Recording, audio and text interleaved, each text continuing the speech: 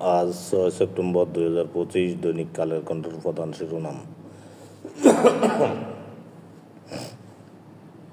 রাজবাড়ীতে নুরাল পাগলার লাশ কবর থেকে তুলে পোড়ানো ক্ষুব্ধ জনতা।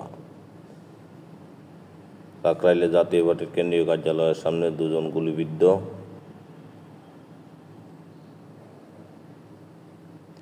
জাফা অফিসে আবারও আগুন। নুরাল পাগলার মরদেহ পুড়িয়ে দেওয়ার ঘটনা অমানবিক ও ঘৃণ্য অন্তর্বর্তী সরকার। ভোটদানে উৎসাহিত করতে ভিডিও প্রকাশ, সবার উদ্যোগ। মেয়াদ উত্তীর্ণ রিএজেন্ট 12,000-এর বেশি। বিসিবি পরীক্ষাগারে স্বাস্থ্য খাতের দুরবস্থা। রাষ্ট্রের মানচিত্রকে চ্যালেঞ্জ জানানোর জন্য তারা দাঁড়িয়ে পড়েছে রনি। বিক্ষোভে উত্তপ্ত নারায়ণগঞ্জ। বিএনপি মিছিলে আওয়ামী লীগ কর্মীকে পিটুনি।